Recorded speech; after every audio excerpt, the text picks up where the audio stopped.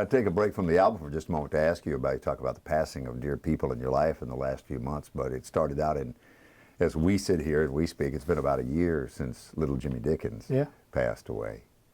And I worked the Opry with you recently, and you were proudly wearing your black tater T-shirt with the white letters across the front and your sport coat, and I'm standing backstage. My wife who rarely goes with me to the Opry, captures a picture because I wasn't working that night. Mel Tillis and I are standing next to each other, and Mel's hearing is not what it used to be. You're telling a Mel Tillis story as you introduce him on your segment of the Opry. My wife snaps this picture of you in this angel light. It is just unbelievable. And as Emmylou Harris says, it's like this hillbilly dust is coming from the spotlight, falling down on you.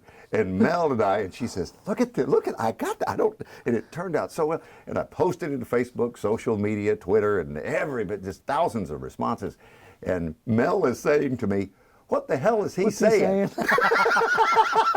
Oh, man. So I kind of hated to break the tender moment by telling him what was actually going on. I love that guy. But Little Jimmy Dickens, same as these other characters you've described, but maybe the original item of true first class. Yeah, he was the best. From start to finish, broadest entertainer, because that's what you had to do when he came along. Yeah, and I don't think he gets the credit for being the singer that he was, because there's so much humor in what he did, funny songs and this and that, and slapstick, and was always telling the Viagra jokes on stage and whatever, and great sense of humor. But I'm gonna tell you something, man, he could really cut it in those early records, and he could sing his brains out. I loved that guy.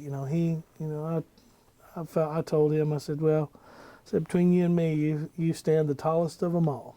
The ones that I've got. One of my favorite memories was we were at his service at the funeral home, and one of his sisters came up to me, and there was me and Whispering Bill and a couple other Opry knuckleheads standing around or whatever, and she came up and just hugged us all. She goes, he loved you all so much. He just loved you. She said, now there's a few of you he didn't like very much, but he loved. I always loved when you'd see him, night after night at the Opry, and you'd walk up just before you say, hey, evening, Taylor. Hey, little Jim, whatever you were going to say in the way of a greeting, and he would beat you to it. He had that little gleam in his eye, his head was cocked to the side, and just before you spoke, he'd say, fine, how are you? Before you could ever yes, sir. ask him how he was. He was so much fun. He was the most, what I admired most was how welcoming he was of everybody that came out there. He was an encourager, wasn't he? Yes, he was. He wasn't grousing that they weren't country or they weren't this, and it was just beautiful to watch. And we had a real special friendship. He when I got to sing with him and my dad got to come to the Opry, that's what he wanted to do more than anything, was meet Jimmy, and I didn't know why.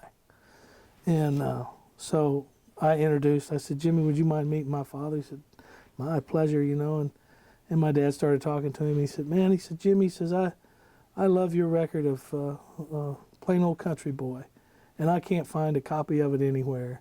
Do you have any idea where you could tell me where I could get one? Jimmy said, give me your address and I'll send you one. And so, this is a good one. He sends, and I don't know why, so anyway, years later, when my father passes, and we're going to do the funeral, and that is a circus beyond words already. I was going through my divorce, and my dad dies, and I've got paparazzi waiting for me around every corner, and just it's hell, and it's awful. And I'm up there trying to get his funeral done, and my dad, the woman that my dad lived with, wanted to have a Catholic presence at the service for her, and I said, well, we weren't Catholic or whatever, but you go ahead and do what you need to do, and then I'm going to do what I need to do. And okay, so the guy came out and shook some smoke around and the flowing robes and whatnot, and then I got up there and I had a boom box, and I said, well, I don't know how this is going to go, but this is going to be pretty different than what you just saw. But here we go. And I hit play, and I played Country Boy, Little Jimmy's song. Yeah. And so just thinking, I want to play things my dad loved, not thinking anything else of it. And And right after I played that, I said, well, my father's brother came, and he said, I'm going to get him up to say a few words. And he was like, his eyes were giant.